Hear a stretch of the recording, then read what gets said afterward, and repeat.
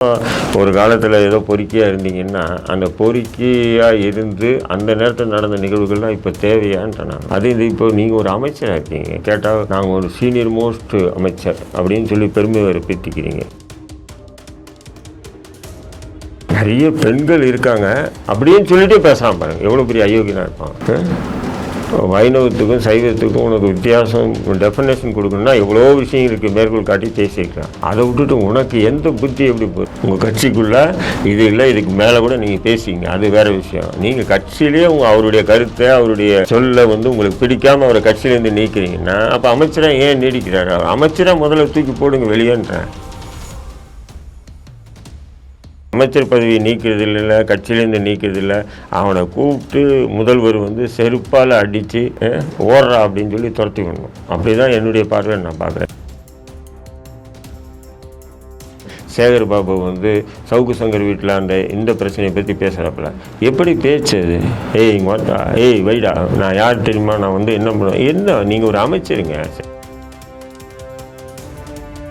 இப்போ சமீபத்தில் கூட துரைமுருகன் என்ன பண்ணுறாரு, மாற்றுத்திறனாளிகளை பற்றி ஒரு நக்கல் நையாண்டி பண்ணி பேசி அதுக்கப்புறம் மன்னிப்பு கேட்டார். மன்னிப்பு கேட்டார்னா எப்படி கேட்டார்? ப்ரெஸ் மீட்டு வச்சு இந்த விஷயத்துக்காக நான் மன்னிப்பு கேட்குறேன்னு கேட்டாரா? கேட்கல. ஊடகங்கள் தான் மன்னிப்பு கேட்டார், மன்னிப்பு திமுக ஊடகங்கள் தான் மன்னிப்பு கேட்டாருன்றாங்க.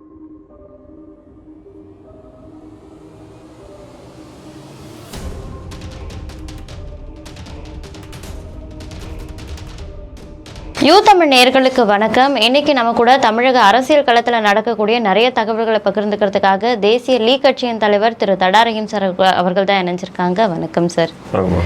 திமுக அமைச்சராக இருந்த திரு பொன்முடி அவர்கள் ஒரு சமீபத்தில் சர்ச்சை பேச்சு ஒன்று பேசியிருந்தார், பெண்கள் குறித்து விலை மாதர்கள் அப்படின்ற மாதிரிலாம் பேசியிருந்தார். அந்த பேச்சு சர்ச்சையாக்கி திமுகவில் இருக்கக்கூடிய முதல்வர் ஸ்டாலின் அவர்களே அவர் மீது ஒரு ஒழுங்கு நடவடிக்கை எடுத்து பொது செயலாளர் பதவியிலிருந்து அவரை நீக்கினாங்க. இந்த நடவடிக்கையும் போதாது அப்படின்ற மாதிரி நிறைய இந்த பெண்கள் மாதர் அமைப்பெல்லாம் கொடிப்பிடிக்க தொடங்கியிருக்காங்க.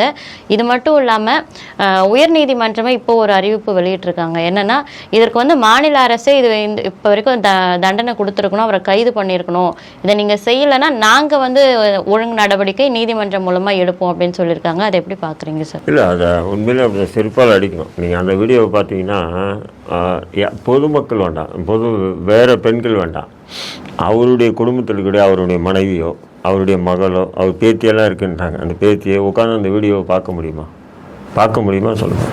அப்போது அவங்களே பார்த்தா நம்ம தாத்தா இப்படியாடா அயோக்கியம் அப்படின்னு சொல்லிட்டு, நீங்கள் ஏதோ ஒரு காலத்தில் ஏதோ பொறுக்கியாக இருந்தீங்கன்னா அந்த பொறுக்கியாக இருந்து அந்த நேரத்தில் நடந்த நிகழ்வுகள்லாம் இப்போ தேவையான்ட்டு நான் அது இது இப்போ நீங்கள் ஒரு அமைச்சராக இருக்கீங்க கேட்டால் நாங்கள் ஒரு சீனியர் மோஸ்ட் அமைச்சர் அப்படின்னு சொல்லி பெருமை பெற்றிக்கிறீங்க இல்லையா? யாரும் நையாண்டி பண்ணுறது சும்மா 1000 ரூபா கிடைக்குதில்ல, பேசுகிறல்ல, ஓசியில் தான் நான் வந்த பஸ்ஸில் அப்படின்னு கேட்குறேல்ல. அப்போது நீ பேசுகிற பேச்சை அதுவும் பாருங்கள், அங்கே உட்காந்துருக்கவங்க நிறைய பெண்கள் இருக்காங்க அப்படின்னு சொல்லிட்டே பேசலாம் பாருங்கள், எவ்வளோ பெரிய அயோக்கியனாக இருப்பாங்க. வைணவத்துக்கும் சைவத்துக்கும் உனக்கு வித்தியாசம் டெஃபினேஷன் கொடுக்கணும்னா எவ்வளோ விஷயம் இருக்குது, மேற்கோள் காட்டி பேசியிருக்கலாம். அதை விட்டுட்டு உனக்கு எந்த புத்தி எப்படி போகுது? அப்போ அவங்களுடைய ஜீனே அப்படி தான். நம்ம கலைஞருடைய வனவாசம்னு புத்தகம் படிச்சின்னு சொன்னால் அவ்வளோ ஆபாசமாக இருக்கும். இது கண்ணதாசன் எழுதின புத்தகம்.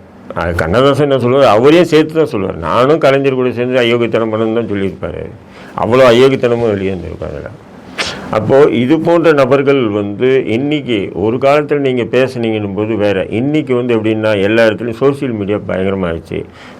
நமக்கு அறிமுகம் இல்லாத நபர் கூட ஒரு நிகழ்ச்சி எதுவும் நடக்குதுன்னா உடனே ஒரு செல்ஃபோன் எடுத்து வச்சுக்கிறாங்க. அப்போ அது பொது வெளியில் பயங்கரமாக ரீச் ஆகி ட்ராவல் ஆகிடுது போது நிச்சயம் இது கேள்வி இருக்கும். அப்போது இவரை நீங்கள் உங்களுக்கே பிடிக்காமல் பொதுச் செயலாளர் தான் கட்சியிலேருந்து நீக்குவார். நீங்கள் என்ன பண்ணுறீங்க, நீங்களாக கட்சியிலேருந்து நீக்கிறீங்க. அப்போ உங்கள் கட்சிக்கே அந்த ஆளை பிடிக்கலன்னா தமிழக அமைச்சராக ஏன் வச்சுருக்கீங்க? தமிழக மக்களுக்கு பிடிக்குமா இவ்வளோ ஆபாசமாக அசிங்கமாக பேசின ஒரு நபர்?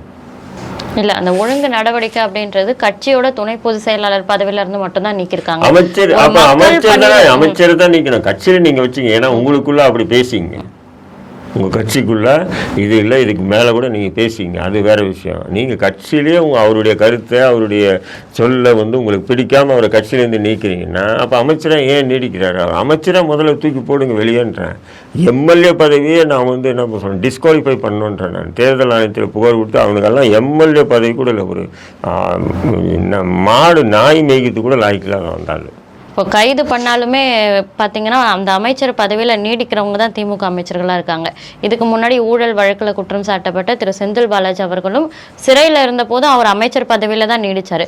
அந்த மாதிரி ஒரு நிலை தான் இவருக்கும் வருமா சார்? இல்லை, நானும் சொல்கிறேன், செந்தில் பாலாஜி விஷயம்லாம் வேறம்மா. இவன் பேசின பேச்சு ரொம்ப அசிங்கம்.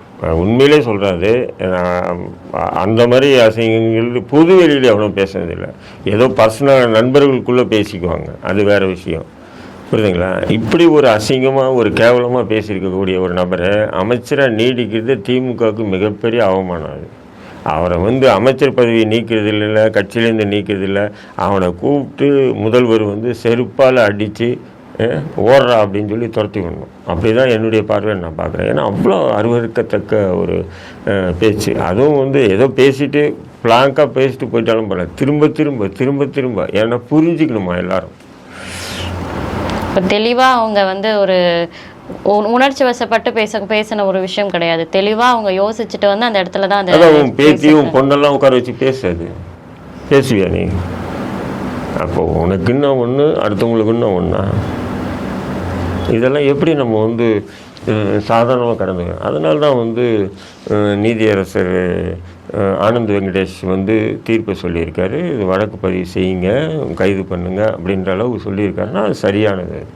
இல்லை, கைது பண்ணுங்க அப்படின்னு உயர்நீதிமன்றம் சொல்லிட்டாங்க.